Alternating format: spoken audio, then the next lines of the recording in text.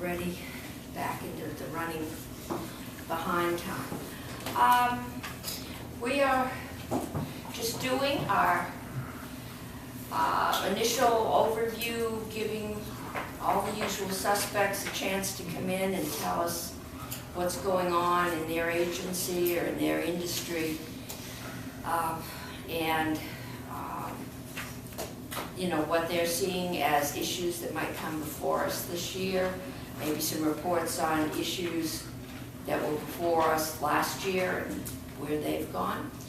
And so we are at the Department of Public Service, and June Tierney is here. Welcome. This is Thank you very much. You're new, so welcome aboard. We will have you back for a confirmation hearing. We just got that late yesterday afternoon, so we will get that scheduled and have you back in. But this is, as you come on up, bring whoever you would like to have come with you, or come alone. That would be right now or for the confirmation hearing? The confirmation here, you are on your own. That sounds about right to me. So today you can have all the cover you want. Not at all. I wouldn't throw my people under the bus anyway. I try to keep it civil. But sometimes that's difficult. Usually. Okay.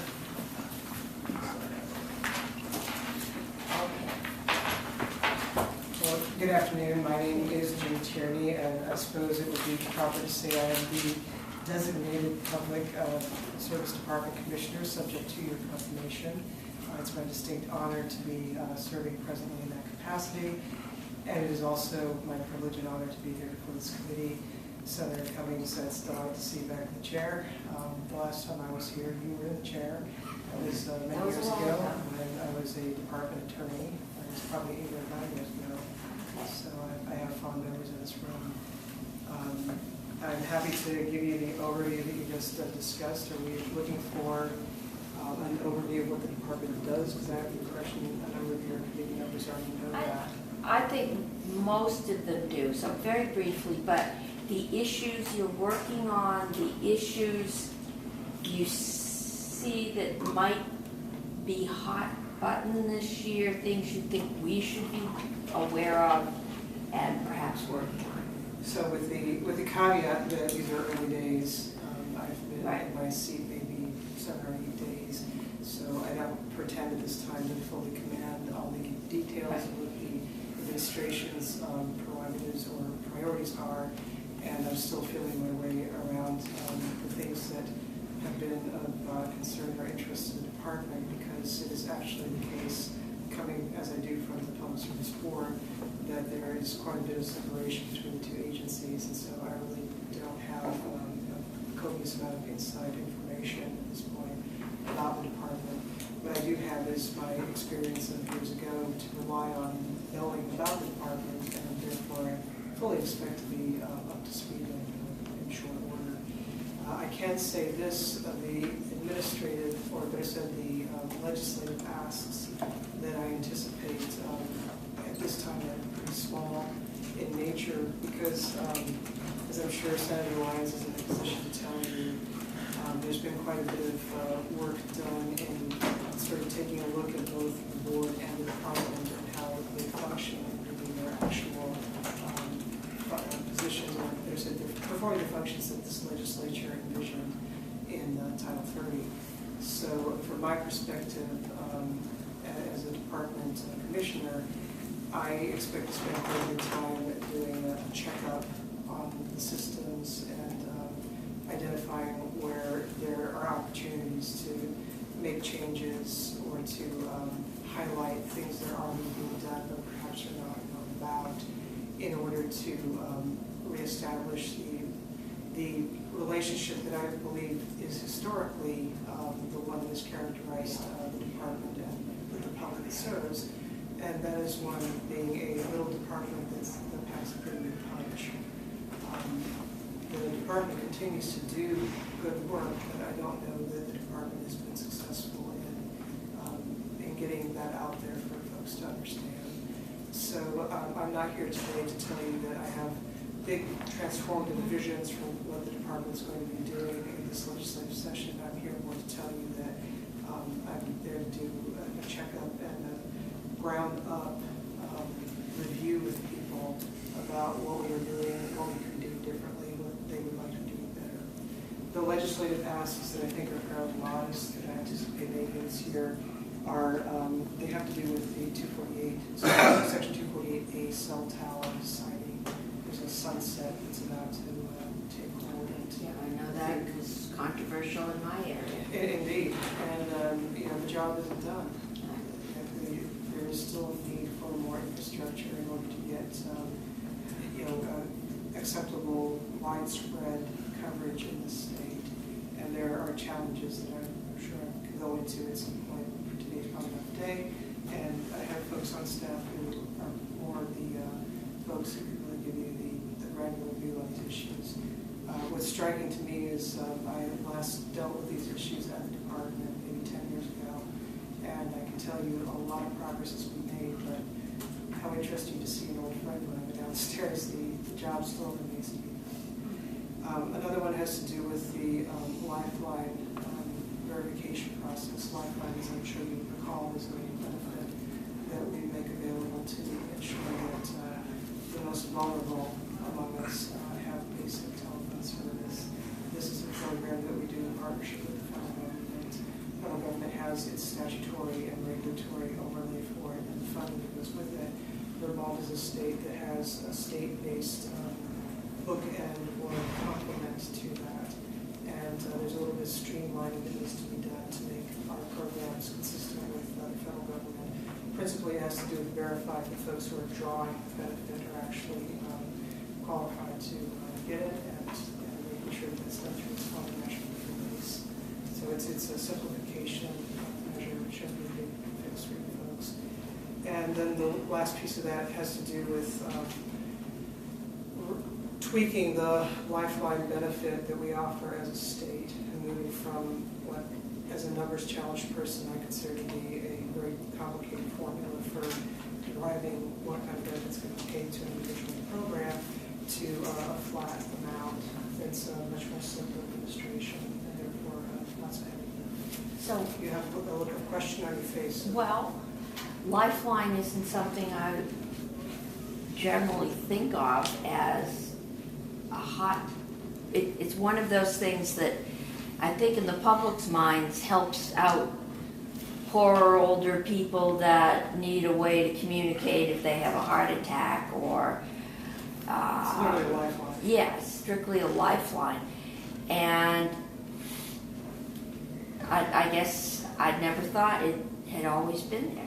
Well, this is precisely, yes, yeah. I'm glad you brought that up because this is exactly the kind of thing that warrants focus. These are things we have not been thinking about. They've been sort of percolating in the background, but there is a need to clean some of this up and to just tweak it, streamline it, and certainly it won't surprise you that as somebody who has been designated to serve this position, I am also aware of the agenda that the governor has announced in his executive orders. The broad brush items that I would highlight being addressing affordability issues, addressing economic development, and protecting the vulnerable among us, and this goes directly to that. Okay, so as an executive branch agency, certainly there's both symmetry and necessity to provide some attention to these issues. okay. So there is a concern that there are people receiving Lifeline Making sure that's the that case. shouldn't, or that that some people may not be receiving it because the application process is too difficult or too involved, perhaps. It's really perhaps more a verification tool to make sure that the benefit is being appropriately administered. And by appropriately administered, that captures both people who ought to be getting it but aren't. Mm-hmm. Because, say, the data inputs available to verify your eligibility don't exist or they're not organized. And then the other side of it, which is to make sure that people who are getting it but who shouldn't be doing it are being properly, separated from the system. And this is a tweak to simplify that process by making Vermont eligible, or better said, setting up what's necessary for Vermont to participate in a national database. All right, so there's a national database, all right. Okay, well, that'll And I'm be sensitive interesting to talk more to about your that. point that you were asking about hot button issues. Yeah, I'm staying away from that term in the first instance because that's not where I'm starting out as commissioner. okay, I'm starting out looking at the agency that's been entrusted to me to say, how are we doing? And I'm sure your colleagues down the lines can speak to this issue. But in terms of hot button issues to transfer to that issue, I would imagine, I don't know, that at some point the working group report from Act 174 will be getting some attention from the legislature. I could not tell you sitting here today what the legislative reaction to that will be, but there were some issues in there, principally ease of participation in public service board proceedings that have been hot button issues in the past. yes, And the department in that case tends to be a fellow traveler. The department has had its own share of attention in past legislative sessions in terms of reviewing how it does its work, whether the public advocate is functioning the way that the legislature had in mind. And there was a heavy lift legislatively to assign to the department responsibility to issue an annual report that describes what the department's been doing, what its positions have been in cases, and what the outcomes or the gains were for constituencies that we serve. And some of that, that work has been done under the aegis or the supervision of the Attorney General's office. So that very fact tells me that that has been a hot button issue in the past.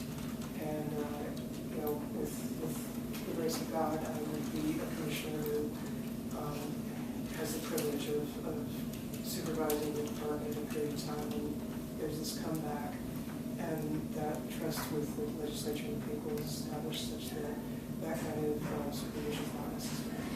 okay.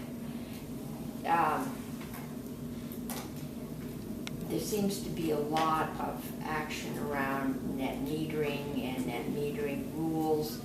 Is that something the department's going to be working on or working? Well, I'm sure that you are aware that there's this net metering rule that the Public Service Board has been working on at your direction. And the department, of course, has had a role as a statutory party in everything that the Public Service Board does. Like other stakeholders, the department will be studying on the rule or at this point support. But they have a rulemaking process underway. We will be studying on it with everybody else to make sure that the part of the department has to play is being implemented. Okay, now you had a role in your previous job with the board. Have you given any thought to any potential conflict with the new role, or is it too soon? Not at all, no, from day one. And this is something I've considered from the moment that the prospect of my serving as commissioner became a possibility, because a good lawyer has to think that way. And I would urge you to consider that traditionally one speaks in terms of conflicts, but the typical conflict that arises is when an attorney leaves a certain position or a certain representation of a client and assumes another attorney position representing another client. And there are professional obligations that that attorney bears. I'm in a slightly different position where I've transitioned from serving in an attorney position, counsel to the board, to an executive position as the commissioner of the Department of Public Service. And so this role that I've been nominated for, I'm not working as an attorney. That's a very important point to keep in mind. I do have a legal staff to whom I will be turning for their legal counsel, but it is certainly not my intent to be practicing law in this position. That said, as an attorney coming from the board, I do carry with me residual obligations of loyalty and confidentiality. And I want to be clear, loyalty in the sense to the representation of my client's interests in the time that I was representing that client. It's another way of saying that whatever I learned in the course of advising the board, I'm not free to draw on that knowledge in a subsequent life, especially not in the representation of the client, to the detriment of my former. Right, I think. And that's not what I won't be doing that because I'm not in attorney capacity. As a commissioner, I view this as a perception issue that I am definitely prepared to deal with, where just the perception of being in this position will require me to guard against the appearance that I'm using information that I've gleaned from my past occupation in order to pursue the agenda of the department. I have given that quite a bit of thought. Yes, sir. So, will you consider recusing yourself from cases that you were involved with that are ongoing? No, sir, I will not consider it. I will do it. Okay. And I have put such a mechanism in place. Are there a lot of them out there? To be perfectly honest with you, I don't have the count in front of me. The way I've approached this is there are a certain number of what I would describe as major proceedings, pending proceedings, meaning proceedings where a final order is not issued, such as the Vermont gas rate case. Those are matters where very clearly I was counsel of the board as it was underway during my tenure there, and so that is something I won't touch with a 10-foot pole. There are many smaller cases, net metering applications for CPGs, for instance. There are, I wouldn't be able to tell you how many, a lot, I'll have to say. Those are matters that I would not expect to participate in as commissioner, and quite frankly, as commissioner, I don't think my predecessor would either unless there was a particular issue that came up. And even so, I'm taking the, what I call prophylactic measure, the cautious measure of delegating that to another person by law. Is there a deputy commissioner? At this time, there's no deputy. I'm actively recruiting for the deputy. But what I've done is taken an individual on staff on the directors, and I have formally delegated my commissioner decisional powers in the cases, the case set that I just described to you. There's a cutoff date of December 15th, because that is when I actually went on a long scheduled annual leave at the Public Service Board. So from that point forward, I was not materially involved in the board's business and acting as counsel. So for a case that was pending before that date, that is one that my acting deputy or my commissioner delegee, Edward McNamara, would be reviewing. And anything after that, since I had no involvement in my office's business as of December 15, I think there are things that I can safely participate in, and that's my plan to do. And just to give you comfort, Mr. McNamara is an employee of the department, and he's our regional policy director. He's been there for 8 years, and prior to that, he was a hearing officer at the Public Service Board. So I have full faith and confidence in Mr. McNamara that he has both policy acumen and procedural command to be able to step in until such time as I'm able to hire a permanent deputy. Does that satisfy your question? Very much so. Have there been any rumblings out there at all from stakeholders in any of these cases, concerns as to how things are proceeding? To my knowledge, not, but I would caution that because this is what day 8 or something about tenure, it's really too soon for me to characterize whether there's going to be rumbling or not. Nothing has reached me. Can I switch gears on another question? Mm-hmm. So the AG's report, do you find, what did you take away from that in terms of purpose behind it, the quality of the report, and whether there's any lessons learned? Can you speak up? I'm sorry. I can't hear you. I was talking about the AG's report. Right, It's okay. independence, and I'm wondering what the commissioner's take on that report. The Bob Simpson report. And how you- Yeah, how Bill Griffin. Robert Simpson Bill was Griffin was in. Bill Griffin. right. Robert Simpson was the attorney hired by Bill Griffin and the AGO to perform the oversight exercise that the legislature ordained. And I've read the report. I'll be happy to answer your question, but with one caveat. I am early in my tenure, and I think it's important before I fully form my opinion of the report that I have a chance to speak with the staff. That's fair, you don't even have to answer today if you really want. We have not had a presentation on the report either. We have Bill Griffin coming in, I hope next week. I withdraw the question. You're sure, because I evaded the question Okay. anyway. All right. Other issues that you know or think that we should be aware of, issues that are percolating out there that we might not know about? I would say that the Lifeline was one that I didn't know about. I don't know. We went over that last year. Okay. That was a new one to me, so.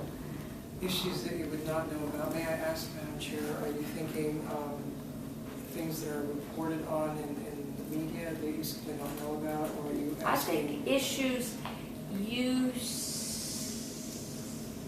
see that are out there, either in the professional community or the public, things that we might have to deal with in this next biennium. Let me tell you what I know, and then maybe I'll get to a second level answer to your question. I Okay. know that I've been in my office for a very short period of time. Right. I have more friends, more people who want to meet me than I've ever encountered in my life. And I thought when I was an associate in New York, working 24/7, that days could be long. And I had no idea that your nighttime sleep could also be invaded, and you could find yourself trying to find additional time to meet with yet another group. Right. I sincerely say to you that every one of the groups matters to me. I don't care who it is. Every one of them matters to me because they all represent Vermonters. And this is the Department of Public Service that is constituted to serve Vermonters. That's my starting point. So they are coming to me. I am hearing some of their issues. I strongly suspect that these are issues that this body is already familiar with. They have to do with planning. They have to do with accuracy before the certification process for town and regional plans. They have to do with ridge line wind. They have to do with the energy efficiency utility and its accountability to ratepayers. Okay, They that's have one I think we might like to these talk sorts of about. things.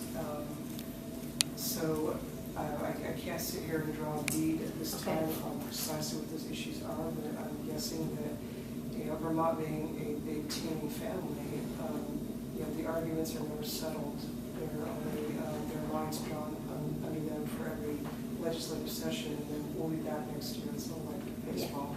See you next year. Okay. I think Well, we'll be it's- seeing some issues again that we've seen before, and It's- maybe different arguments. Okay, well, as a new chair who's been gone from the seat for a while, I sympathize. I mean, there's a lot that stays the same, but there's all new developments, and I am doing that same. And then I might Kinda add catch up. too, that you're asking about things that would come before you, so I don't want to go off topic. But one of the messages I would dearly like to get out to the voters is there's a portfolio of work that the department is responsible for and does very well that has to do with the region. And that has to do with national issues, and that takes a fair amount of time too. And those are the sorts of things that I find have not changed much. Vermont Yankee is now closed. Yes. But we have yet more. But it's still there. About how to use the plant site and how to restore it, or our regional greenhouse gas initiative. It's a program that's now in its first decade, and there's a maturation point where we start looking at some things. A lot of good work's been done in that area. If we're doing our job right, you don't have to worry about it, would be how I would put it. Okay. Committee, any questions at this point? Okay. Good. Thank you. It's my pleasure. I look forward to coming Okay. back. And may I ask, you actually do attend the World Confirmation hearing? Yes. And there will be a vote, and that will be soon? or- We will, probably, confirmations for commissioners we try and get out, but you will go upstairs, you will sit on the calendar. Last year, we tried to get, and commissioners take a report. Somebody has to stand up and say why.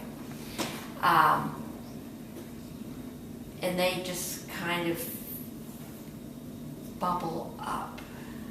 But you will be the commissioner and you will continue no matter what we do. We learned that.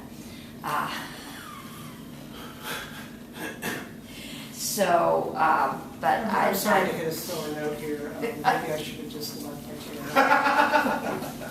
No, we will have a hearing. And at some point I probably will talk to you very long about what that's going to do. I hope I've been clear.